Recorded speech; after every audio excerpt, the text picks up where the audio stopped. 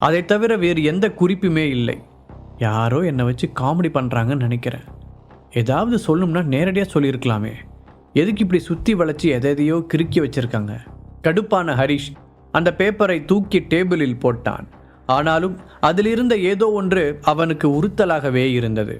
நீ தேடுற பொருள் அவ்வளவு சுலபமாக கிடைச்சிருமா என்ன என்று அந்த முதியவர் கேட்டது வேறு காதுக்குள் கணீர் என்று ஒலிக்க, அதில் ஏதோ அர்த்தம் இருப்பதாக அவனுக்கு தோன்றியது. ஆமாம், சர்ப்பம்னா என்ன? பாம்பு தானே? அப்படின்னா இது ஒருவேளை அந்த நாகபட்சினி மூலிகையை பற்றி இருக்குமோ? நினைத்தவன் வேகமாக அந்த பேப்பரை எடுத்தான். அவனை சுற்றி நடப்பதையெல்லாம் நம்புவதா வேண்டாமா என்பது குழப்பமாக இருந்தாலும் எப்போதும் அவன் நம்பும் உள்மனது அவனை கைவிடாது என்று நினைத்தான். இந்த உலகத்தில் நம்ம கற்பனைக்கு அப்பாற்பட்ட விஷயங்கள் நிறைய இருக்குன்னு அப்பா சொல்லிக்கிட்டே இருப்பார். இது அந்த மாதிரி ஏதாவது இருக்குமா என்று தனக்குத்தானே சொல்லி கொண்டவன் அந்த காகிதத்தில் இருந்த ஒவ்வொரு வார்த்தையாக ஆராய்ந்து பார்க்க ஆரம்பித்தான். அந்த மூலிகையை பற்றி நமக்கு தெரியாத ஒரே விஷயம் அது எங்கே கிடைக்கும் அப்படிங்கிறது தான். ஒருவேளை இது அதுக்கான க்ளூவாக இருக்குமோ? ஆனால் யார் இப்படி நமக்கு ஹெல்ப் பண்ணுறா? அந்த பெரியவரா? அப்படின்னா அது கனவு கிடையாதா? ஹரிஷின் மனதிற்குள் பல்வேறு கேள்விகள் வட்டமிட்டாலும் அப்போதைக்கு எல்லாவற்றையும் ஒதுக்கி வைத்தவன் இந்த பேப்பரில் இருக்கும் விஷயத்திற்கு அர்த்தம் கண்டுபிடிக்க நினைத்தான். திசையாம் தெற்கு. அப்போ தெற்கு பகுதியில் இருக்கிற ஏதாவது ஒரு மாவட்டத்தை குறிக்குதோ? யோசித்தவன் நெட்டில் தேடி தென் மாவட்டங்களின் பெயரை தனியாக எழுதி வைத்தான். இத்தனை டிஸ்ட்ரிக்ட் வருது, இதில் எப்படி நமக்கான ஆன்சரை கண்டுபிடிக்கிறது? ஒருவேளை தெற்கு பகுதின்றது வேற மாநிலமாக இருக்குமோ? இல்லை, இருக்காது. இந்த லெட்டர் தமிழ் எழுதியிருக்கிறத பார்த்தா கண்டிப்பாக தமிழ்நாட்டுக்குள்ளே இருக்கிற ஒரு பிளேஸ் தான். இந்த மூலிகையோட பேரும் தமிழ் புக்கில் தான் இருந்துச்சு. அப்போ கன்ஃபார்மாக நம்ம ஸ்டேட்டாக தான் இருக்கும் என்று முடிவு செய்தவன் இதில் ஏற்பட்ட ஆர்வத்தில் மற்ற எல்லா விஷயங்களையும் மறந்திருந்தான். தூரமாம் 400. ஒருவேளை இது டிஸ்டன்ஸை குறிக்குதோ? ஆனால் எங்கேருந்து? நான் இருக்கிற இடத்துல இருந்தா? மனதிற்குள் கேட்டுக்கொண்ட ஹரிஷ் அந்த காகிதத்தில் இருந்த ஒவ்வொரு குறிப்பையும் வைத்து ஃபைனல் ஆன்சரை கண்டுபிடிக்க முயற்சி செய்தான். ஒரு பக்கம் சலிப்பாக இருந்தாலும் இன்னொரு பக்கம் விடை கண்டுபிடிக்கும் ஆர்வம் ஹரிஷை துரத்தியது. பெருமாள்னா விஷ்ணு, விஷ்ணுவோட வேற பேர் எல்லாம் என்னென்ன? அன்றைக்கு நைட்டு முழுவதும் ஹரிஷின் மண்டைக்குள் இப்படியான கேள்விகள் தான் ஓடிக்கொண்டிருந்தது. மறுநாள் விடிந்தபோது அவனை சுற்றி பந்து போல சுருட்டி எறியப்பட்ட காகித உருண்டைகளாக கிடக்க சேரில் இருந்து எழுந்த ஹரிஷ் சுவற்றில் மாட்டப்பட்டிருந்த தமிழ்நாடு மேப்பின் ஒரு பகுதியை வட்டமிட்டான். ரங்கமலை, திண்டுக்கல், இதுதான் நான் போக வேண்டிய இடம்னு நினைக்கிறேன். ஆனால் எதை வச்சு நான் இந்த முடிவுக்கு வந்தேன்? என் காரில் கிடந்த ஒரே ஒரு பேப்பரை வச்சு நான் அங்கே போகிறது சரியாக இருக்குமா? சரி, அங்கே போனதுக்கப்புறம் எப்படி அந்த மூலிகையை கண்டுபிடிக்கிறது? ஒருவேளை இதுவரைக்கும் யாரோ வழி நடத்துகிற மாதிரி அங்கேயும் எனக்கு ஹெல்ப் கிடைக்குமா? ஹரிஷின் மூளைக்குள் கேள்விகள் குடைய மீண்டும் சேரில் உட்கார்ந்தவன் தான் கண்டுபிடித்த இடத்தை பற்றியும் அதன் வரலாற்றை பற்றியும் நெட்டில் தேட ஆரம்பித்தான். நான் சந்தேகப்பட்டது சரிதான். அங்கே நிறைய மர்மமான விஷயங்கள் நடக்கிறதா ஏகப்பட்ட ஆர்டிகல்ஸ் நெட்டில் வந்திருக்கு. அங்கே ரகசியமாக தங்க ஆறு ஓடுறதாவும் அதை தேடி போன நிறைய பேர் காணாமல் போயிட்டாங்கன்னு போட்டிருக்கு. அதோட உடம்புல பிரச்சனைன்னு அந்த மலைக்கு போகிற மக்கள் குணமாகி திரும்பி வர அதிசயமும் நடக்குது. அப்போ எனக்கு தேவையான விஷயமும் அங்கே தான் இருக்கும்னு நினைக்கிறேன் என்று யோசித்த ஹரிஷால் அதற்கு மேல் பொறுமையாக இருக்க முடியவில்லை. ஒரு பேக்கை எடுத்து தனக்கான திங்ஸை எல்லாம் பேக் பண்ணி அவன் குளித்து ஃப்ரெஷ் ஆகி அடுத்த 20வது நிமிடம் காரில் இருந்தான். கார் ஜிபிஎஸ்ஸில் தான் போக வேண்டிய இடத்தை செட் செய்தவன் சிட்டியை விட்டு வெளியே வந்து திண்டுக்கல் செல்லும் திசையில் காரை செலுத்தினான். அப்படியே தன்னுடைய பெற்றோருக்கும் நிகிதாவுக்கும் அழைத்து தகவல் சொன்னவன் தான் வரும் வரை கம்பெனியை பார்த்து கொள்ள சொன்னான். ஆல்ரெடி அதைத்தானே பண்ணிக்கிட்டு இருக்கேன் என்ற நிகிதாவின் மைண்ட் வாய்ஸ் நல்ல வேளையாக அவனுக்கு கேட்கவில்லை. ஓகே சார், அப்புறம் நீங்கள் சொன்ன மாதிரியே சந்தனா மேடத்தை அப்ரோச் பண்ணியிருக்கோம். அவங்களும் சந்தோஷமாக இன்டர்வியூ வரேன்னு சொல்லியிருக்காங்க. நிகிதா கூற சரி என்று சொன்ன ஹரிஷ் வேறு ஏதாவது பிரச்சனை என்றால் தன்னை அழைக்க சொல்லிவிட்டு ஃபோனை வைத்தான். கார் ஒரே சீரான வேகத்தில் சென்று கொண்டிருக்க ஹரிஷுக்குத்தான் மனம் நிலை கொள்ளவில்லை. விட்டால் காற்றின் வேகத்திற்கு பறந்து சென்று விடுவான். அந்த அளவிற்கு அவனுக்குள் ஆர்வம் பொங்கி கொண்டிருந்ததுடன் மனம் வேறு பரபரப்பாக இருந்தது. ஆமாம், என்ன தைரியத்தில் நான் பாட்டுக்கு கிளம்பிட்டேன்? முதல்ல இந்த மாதிரியான விஷயங்களை நான் எப்படி நம்பினேன்? அந்த பெரியவரை கண்ணில் பார்க்காம இருந்திருந்தா கண்டிப்பாக நான் இதை நம்பியிருக்க மாட்டேன். ஆனால் ஏன்னு தெரியல, இப்போ இதை நம்பலான்னு தோணுது. அதோட ஒரு விஷயத்தில் முடிவெடுக்கிற வரைக்கும் தான் அதை பற்றி யோசிக்கணும். என்னை நோக்கி விரித்த வலையில் நான் தெரிஞ்சே கால் எடுத்து வச்சுட்டேன். இதுக்கு மேலே வர எல்லாத்தையும் நான் தான் சந்திச்சாகணும். மைண்ட் வாய்ஸில் பேசிக்கொண்ட ஹரிஷ் தான் தொடங்கிய இடத்தையும் இப்போது சென்று கொண்டிருக்கும் பாதையையும் நினைத்து ஆச்சரியப்பட்டான். கொஞ்சம் வருஷத்துக்கு முன்னாடி வரைக்கும் ஹெர்பல் மெடிசனுக்கு பின்னாடி இப்படி ஒரு உலகம் இயங்கிட்டு இருக்குன்ற விஷயமே எனக்கு தெரியாது. அந்த பெரிய சங்கிலியில் இப்போ நானும் ஒரு முக்கியமான பார்ட் ஆயிட்டேன். வெறுமனே சாம்ராஜ்யத்தை உருவாக்கணும்னு கனவு கண்டா மட்டும் போதாது, அதுக்காக இந்த மாதிரி ரிஸ்க் எடுத்து தான் ஆகணும். ஹரிஷ் தனக்குள் அறிவுறுத்தி கொண்டே காரை ஓட்ட வேகமாக அவனை கிராஸ் செய்த ஒரு காரில் இருந்து யாரோ கத்தும் சத்தம் கேட்டது. அது ஆபத்தில் இருக்கும் யாரோ உதவி கேட்பது போல ஒலிக்க ஒரு வினாடி தயங்கிய ஹரிஷ் அடுத்து எதை பற்றியும் யோசிக்காமல் அந்த காரை ஃபாலோ பண்ண தொடங்கினான். அவன் துரத்துவது தெரிந்தோ என்னவோ முன்னால் சென்ற அந்த காரும் வேகம் எடுத்தது. அந்த பகல் நேர ஹைவே ஆள் ஆரவாரமற்று இருக்க இந்த 2 கார்களும் ஜெட் வேகத்தில் போட்டி போட்டு பறந்து கொண்டு இருந்தது. அதற்குள் மெயின் ரோடில் இருந்து ஒரு கிளை சாலை பிரிய ஹரிஷ் சட்டென்று காரை அதற்குள் வளைத்தான். அதே வேகத்துடன் அந்த சாலையில் சென்றவன் மீண்டும் ஹைவேயில் ஏற்றி ரோட்டின் மையத்தில் சடன் பிரேக் போட்டு நிறுத்தினான். அதே நேரத்தில் 110 கிலோமீட்டர் வேகத்தில் வந்து கொண்டிருந்த அந்த காருக்கும் ஹரிஷுக்கும் இடையில் சில மீட்டர் தூரம்தான் இருந்தது. லாஸ்ட் மினிட்டில் சடனாக வந்து நின்ற ஹரிஷின் காரை பார்த்து ஷாக்கான அந்த கார் டிரைவர் சடன் பிரேக் போட முயற்சித்ததில் அப்படியே அந்த காரின் பின்பகுதி தூக்கி 3 அடி அந்தரத்தில் உயர்ந்து பின் கீழே இறங்கியது. அதோடு ஹரிஷின் காரில் மோதாமல் இருக்க அதை ஒட்டி அவன் காரை வளைத்து நிறுத்த கிட்டத்தட்ட அந்த காட்சி ஒரு ஹாலிவுட் படத்தை பார்ப்பது போல இருந்தது. அந்த கார் நின்றதும் தன்னுடைய காரை விட்டு ஸ்டைலாக இறங்கிய ஹரிஷ் கைகளை உயர்த்தி நெட்டி முறித்தான். நானே ஒரு முக்கியமான விஷயமா போயிட்டுருக்கேன், இந்த நேரத்தில் தேவையில்லாமல் ஒரு ஃபைட் வேறு பண்ணணுமா? சலித்து கொண்டவன் தன் கைகளை கட்டி கொண்டு காரில் சாய்ந்து நின்றான். அந்த காரின் டிரைவர் சீட்டில் இருந்து இறங்கியவன் எடுத்தவுடன் ஹரிஷை பார்த்து ஒரு கெட்ட வார்த்தையை உதிர்த்தான். இதென்ன உங்கள் அப்பா விட்டுரோடா? உன் இஷ்டத்துக்கு காரை கொண்டு வந்து குறுக்க நிப்பாட்டியிருக்க? மேலே விட்டுருந்தானே தெரிஞ்சிருக்கும். இந்நேரம் உன் கார் அப்பளமாக நொறுங்கி இருக்கும்.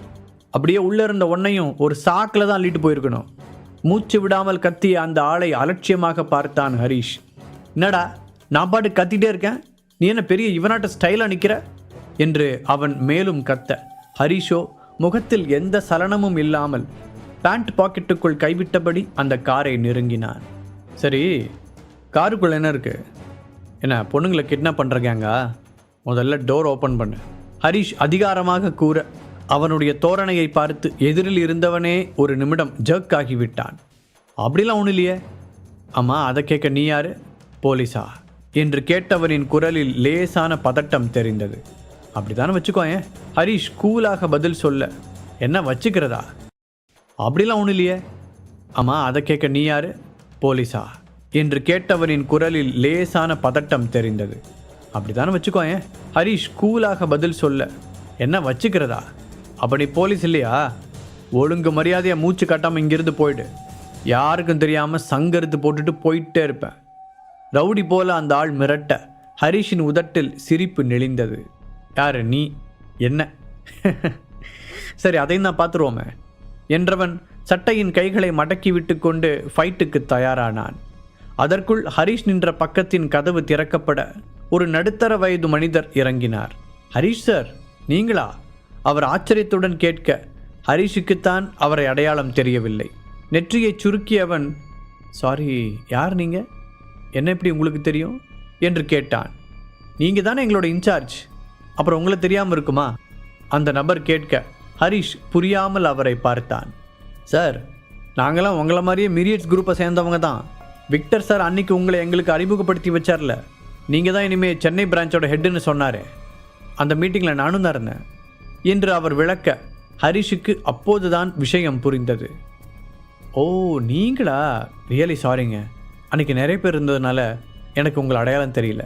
கூடி சீக்கிரம் உங்கள் எல்லார் பேரையுமே நான் தெரிஞ்சுக்கிறேன். அது சரி, உங்கள் காரில் இருந்து எதுக்கு பொண்ணுங்க கத்துற சத்தம் கேட்குது? ஹரிஷ் சந்தேகமாக கேட்டான். சார், ஒரு நிமிஷம் வாங்கலை என்று அவனை தனியாக கூட்டிக் கொண்டு போனார் அவர். அந்த பொண்ணுங்களாம் நீங்கள் நினைக்கிற மாதிரி சாதாரண பொண்ணுங்க இல்லை. அவங்க டெவில் கேங்கை சேர்ந்தவங்க. தொக்கா வந்து நம்ம கையில் சிக்கிட்டாங்க. அதான் பாஸ்கெட்டை கூட்டிகிட்டு போயிட்டுருக்கோம் என்று சொல்ல ஹரிஷ் திகைப்புடன் அவரை பார்த்தான். அவங்க டெவில் கேங் குரூப்பாக இருந்தால் என்ன, அதுக்கு எதுக்கு நீங்கள் அவங்கள கடத்திட்டு போகிறீங்க? ஹரிஷ் கேட்க, என்ன சார் புரியாமல் பேசிகிட்டு இருக்கீங்க? டெவில் கேங் யார்? நம்ம எதிரிங்க. அவங்களிருந்து சில பேரை பிடிச்சு கொண்டு போய் கொடுத்தா நம்ம பாஸ் சந்தோஷப்படுவார்ல, அதுக்காக தான் என்று அந்த நபர் கூற ஹரிஷின் முகத்தில் ஒரு கவனம் வந்தது. ஆமாம்ல, இப்போ புரியுது. சரி, அதை இவ்வளோ கேர்லெஸ்ஸாக கூட்டிகிட்டு போவீங்க? பக்கத்து காரில் போன எனக்கே அவங்க கத்துனது நல்லா கேட்டது. இதுவே வேறு யாராவது இருந்தா, இந்நேரம் போலீஸ்க்கு ஃபோன் பண்ணியிருந்தா, அப்புறம் நாம் எல்லாரும் சேர்ந்து கூண்டோட மாட்டியிருப்போம். ஹரிஷ் கொஞ்சம் கடுமையான குரலில் கூற அந்த நபரின் முகத்தில் குற்ற உணர்ச்சி தெரிந்தது. சாரி சார், மயக்க மருந்து கொடுத்து தான் கூட்டிகிட்டு வந்தோம். திடீர்னு அவங்க முழிப்பாங்கன்னு நாங்கள் எதிர்பார்க்கல என்றவரை யோசனையோடு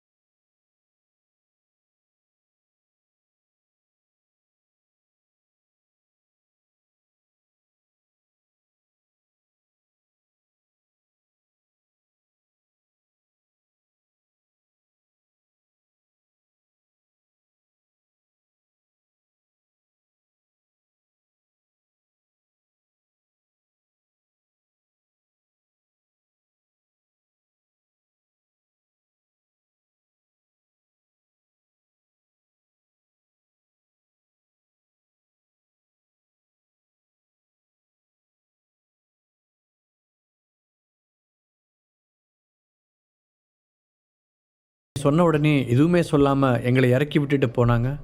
அதுவும் உங்ககிட்ட ரொம்ப பணிவாக வேற நடந்துக்கிட்டாங்க என்று அந்த பெண் நேரடியாக கேட்க, பின்ன இப்போதைக்கு அவங்க தலைவனே நான் தானே என்று மனதிற்குள் நினைத்தான் ஹரிஷ். அதுவா, அது வேற ஒன்றும் இல்லை. என் போஸ்டிங்கோட பவர் என்னன்னு அவங்க கிட்ட காமிச்சேன், அதை பார்த்துட்டு தான் போயிட்டாங்க என்று ஹரிஷ் கூற, அவன் ஏதோ ஒரு வகையில் அவன் பவர்ஃபுல்லான ஆள் என்பதை அந்த பெண்கள் புரிந்து கொண்டார்கள். அடுத்து வந்த பஸ் ஸ்டாண்டில் அந்த பெண்களை இறக்கிவிட்டவன் பத்திரமாக அவர்களை ஊர் போய் சேர சொல்லிவிட்டு அங்கிருந்து கிளம்பினான். இன்றைக்கி நைட்டுக்குள்ளே திண்டுக்கல் போய் சேர்ந்துடலான்னு நினச்சேன். நடந்த பிரச்சனை இல்லை, நேரம் வேற ஆயிடுச்சு. என் பேபிமா சொல்கிற மாதிரி நான் பிரச்சனையை தேடி போகிறேன்னா இல்லை பிரச்சனை என்ன தேடி வருதானே தெரியல. நல்ல வேலை அவங்களோட சண்டை போட தேவையில்லாமல் போச்சு, இல்லாட்டி அதுக்கு வேறு இன்னும் நேரமாக இருக்கும். வாய்விட்டு புலம்பிய ஹரிஷ் ஆக்சிலரேட்டரை அழித்து மிதித்து வேகத்தை கூட்டினான். வெளிச்சம் இருக்கும்போதே அந்த மலைக்கு சென்று விடலாம் என்று நினைத்தவன் இரவில்தான் அங்கு சென்று சேர்ந்தான். மலை அடிவாரத்தில் காரை நிறுத்தியவன் அதற்கு மேல் எங்கு செல்வது என்று தெரியாமல் யோசித்தான். இங்கே வரைக்கும் வந்தாச்சு, இதுக்கு மேலே என்ன பண்ணலாம்? இப்போவே மலையேற ஆரம்பிக்கலாமா இல்லை விடிஞ்சதுக்கப்புறம் போகலாமா? ஹரிஷுக்கு ஒரே குழப்பமாக இருந்தது. அவனுக்கு இந்த இருட்டை பார்த்தெல்லாம் பயமில்லை. ஏதாவது காட்டு விலங்குகள் வந்துவிட்டால் என்ன செய்வது என்பதை பற்றி மட்டும்தான் யோசித்தான். அப்போது அந்த ஊர்க்காரர் ஒருவர் அவனது காரை தாண்டி நடந்து செல்ல அவசரமாக காரில் இருந்து இறங்கிய ஹரிஷ், சார் ஒரு நிமிஷம் என்று அழைத்தான். தன்னை சார் என்று ஒருவன் அழைப்பதை கேட்டு ஆச்சரியத்துடன் திரும்பிய அந்த ஊர்க்காரர், என்ன தம்பி என்று கேட்டார். இந்த மலை உச்சியில் ஒரு கோயில் இருக்குல்ல, அதுக்கு எந்த வழியாக போகணும்? ஹரிஷ் கேட்க சடனாக அவருடைய முகம் மாறியது. என்ன தம்பி விளையாடுறீங்களா? சாயந்தரம் 6 மணிக்கு அப்புறம் உள்ளூர்காரங்களே மலை மேலே ஏற மாட்டோம், வெளியூர்காரர் நீங்கள் வந்து அசால்ட்டாக கேட்குறீங்க. அதெல்லாம் ரொம்ப ஆபத்து தம்பி. வழி தெரியாமல் காட்டுக்குள்ளே போய் மாட்டிக்கிட்டீங்கன்னா அப்புறம் அந்த கடவுளே வந்தாலும் உங்களை காப்பாற்ற முடியாது என்று அட்வைஸ் செய்தார். அப்படியா? நான் ரொம்ப தூரத்துலேருந்து வரேன். இங்கே தங்குறதுக்கு பக்கத்தில் ஏதாவது நல்ல ஹோட்டல் இருக்குமா சார்? அவன் கேட்க ஊர்க்காரருக்கு சிரிப்பு வந்து விட்டது. இது என்ன சுற்றி பார்க்குற இடமா தம்பி? ஹோட்டலெல்லாம் இருக்கிறதுக்கு இது ஒரு கிராமம். இங்கே எண்ணி 30 வீடுங்க இருந்தாலே பெருசு. அதுவும் நிறைய வதந்திகள் பரவ ஆரம்பித்ததுக்கப்புறம் மலை மேலே ஏறுறவங்களும் குறைஞ்சிட்டாங்க. அப்புறம் எப்படி ஹோட்டல்லாம் இருக்கும்? நீங்கள் வந்த வழியிலே திரும்பி டவுனுக்கு போனீங்கன்னா அங்கே நீங்கள் கேட்குற எல்லாமே இருக்கும்.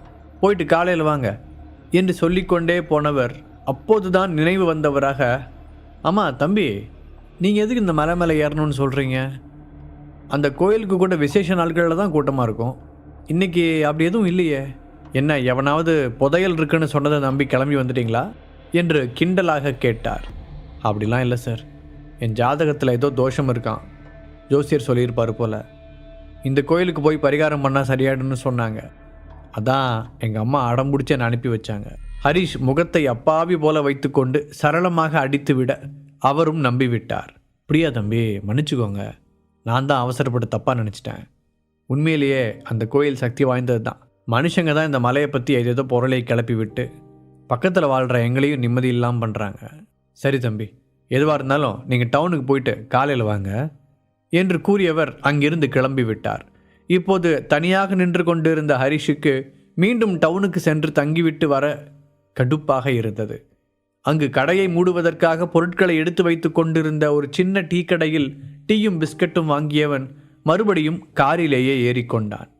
இன்னைக்கு நைட்டு நமக்கு தூக்கம் காரில் தானே எழுதியிருக்கு, வேற வழி இல்லை என்று நினைத்தவன் காரின் சீட்டை பின்னால் சாய்த்து வசதியாக சாய்ந்து அமர்ந்தான். அவனுடைய கண்கள் எதிரில் இருந்த மலையை பார்வையிட்டது. இது பார்க்க என்னவோ அமைதியாக அழகாக தான் இருக்கு. இங்கே நிஜமாவே நான் தேடி வந்தது கிடைக்குமா? அப்படியே களைப்பில் கண்களை மூடி உறங்கிவிட்டான். திடீரென்று நடு இரவில் காட்டுக்குள் ஏதோ மூலிகை வாசம் வீச, கூடவே ஹரிஷின் காதில் ஒரு குரலும் கேட்டது. நல்ல தூக்கத்தில் இருந்த ஹரிஷ் தூக்கி வாரி போட்டுக்கொண்டு முழிக்க, காரின் கண்ணாடி சதுரம் வழியாக ஒரு முகம் அவனை வெறித்து பார்த்து கொண்டிருந்தது. அவ்வளவு தைரியமான ஹரிஷுக்கே ஒரு நிமிடம் ஹார்ட் அட்டாக் வருவது போல இருக்க, நெஞ்சில் கை வைத்தபடி பின்னால் நகர்ந்தான். இருட்டில் அந்த முகம் சரியாக அடையாளம் தெரியாவிட்டாலும் சிரிக்கும்போது பல்வரிசை மட்டும் வெள்ளையாக பளிச்சென்று தெரிந்தது. ஹரிஷ் வேகமாக கார் கண்ணாடியை இறக்க, வந்துட்டியா? நீ வருவேன்னு தெரியும், ஆனால் இவ்வளோ சீக்கிரம் வருவேன்னு நான் எதிர்பார்க்கல சொல்லிவிட்டு அந்த முதியவர் அவர் பாட்டுக்கு திரும்பி நடக்க, ஹரிஷுக்கு அந்த குரல் மட்டும் நன்றாக அடையாளம் தெரிந்தது. ஐயா பெரியவரே, நீங்களா? ப்ளீஸ் ஒரு நிமிஷம் நில்லுங்க. அப்போ நிஜமாவே நீங்கள் தான் அந்த காருக்குள்ளே என் பேப்பரை வச்சதா? கேட்டுக்கொண்டே இறங்கிய ஹரிஷ் அங்கு யாருமே இல்லாததை பார்த்து கடுப்பானான். ஆடப்போங்கடா, என்ன இவர் பாட்டுக்கு திடீர்னு வராரு, எதையாவது சொல்லிவிட்டு அப்படியே காத்தோட காத்தா காணாமல் போயிடுறாரு. அதுக்கப்புறம் அவர் சொன்னதோட அர்த்தத்தை கண்டுபிடிக்க இங்கே நாம் தான் தலையை போட்டு உடச்சிக்க வேண்டியதாக இருக்கு. ஐயோ கடவுளே, என்னை சுற்றி என்ன தான் நடக்குது? நான் எங்கே எப்படி இருக்க வேண்டிய ஆள், எதுக்கு இங்கே வந்து கொசுக்கடியில் படுத்துட்ருக்கேனே தெரியல. அட்லீஸ்ட் இவ்வளோ தூரம் வந்ததுக்கு நான் தேடி வந்த மூலிகை கிடைச்சாலாவது பரவாயில்ல, அதுக்கும் ஒரு வழியும் தெரியல. இப்போ என்ன பண்ண போகிறேன்? அந்த குடிலில் நின்றபடி புலம்பியவன் நிமிர்ந்து மலையை பார்த்தான். ஆமாம், அந்த மலை உச்சியில் தெரிகிறது என்ன? இவ்வளோ நேரம் நான் இப்படி எதையுமே பார்க்கலையே. ஒருவேளை இதுதான் எனக்கான சிக்னலா? தனக்குள் கேட்டுக்கொண்ட ஹரிஷ் கண்களை கூர்மையாக்கி அங்கு தெரிவதை உற்று பார்த்தான். சிறிது நேரத்தில் அவனுடைய கண்கள் வியப்பில் விரிந்தது. என்ன நடக்குதுங்க? உற்று பார்த்தவனின் கண்களுக்கு சிறிய நெருப்பு பந்துகள் வரிசையாக நகர்வது போல இருந்தது. அந்த ஒளி வெளிச்சத்தை எண்ணி பார்க்க மொத்தம் 7 தெரிந்தது. நைட்டு நேரத்தில் மலையில் யாரும் இருக்க மாட்டாங்கன்னு தானே இந்த ஊர்க்காரர் சொல்லிட்டு போனார். அப்படின்னா இப்போ அங்கே போகிறது என்ன? அதை பார்த்தா யாரோ மனுஷங்க நடமாடுற மாதிரி தானே இருக்குது. பேசாமல் நம்மளே மேலே போய் பார்த்துருவோமா? பகலில் ஆள் நடமாட்டம் இருந்தால் நம்ம இஷ்டத்துக்கு சுதந்திரமாக அந்த மூலிகையை தேட முடியுமாங்கிறது சந்தேகம்தான். ஹரிஷுக்குள் கேள்வி எழுந்தது. அந்த வெளிச்ச பந்து நகரும் திசைக்கு நேர் கீழாக நின்றிருந்த அவன் காரில் இருந்த பேக்கை எடுத்து முதுகில் மாட்டிக்கொண்டான். இன்னும் கொஞ்சம் முன்னால் சென்று பார்க்க ஒரு பாதை மலை மீது ஏறுவது தெரிந்தது. சில இடங்களில் பாறை படிகளாக செதுக்கப்பட்டு தெரிய, சில இடங்கள் செங்குத்தாக மேலே ஏறியது. டார்ச் லைட் வெளிச்சத்தில் அந்த பாதையை பார்த்தவன் தன்னையும் மீறி குனிந்து அந்த இடத்தை தொட்டு கும்பிட்டுவிட்டு தன்னுடைய முதல் அடியாக வலது காலை எடுத்து வைத்தான். அதே நேரத்தில் அந்த கல் கட்டிடத்தின் நடுவே கண்ணை மூடி அமர்ந்திருந்த குருவின் உடல் சிலிர்க்க ஒரு புன்னகையுடன் கண்களை திறந்தார் அவர். அவன் வந்துட்டான், மகிழ்ச்சியாக கூறியவர் சேனா என்று அழைத்தார். அடுத்த நிமிடமே சேனாபதி அவர் முன்னால் நிற்க, எல்லாம் தயாரா என்றார். ஆமாம் குருவே, அவனை சோதிக்க போற 3 கட்டங்களும் ஏற்கனவே தயாரா இருக்கு. இதுல மட்டும் அவன் தேர்ச்சி அடைஞ்சிட்டானா உங்களோட நெடுநாள் கனவு நிறைவேறிடும். முழு கதையையும் கேட்டு மகிழ பாக்கெட் FM ஆப்பை டவுன்லோட் செய்யுங்கள். லிங்க் டிஸ்கிரிப்ஷனில் கொடுக்கப்பட்டுள்ளது.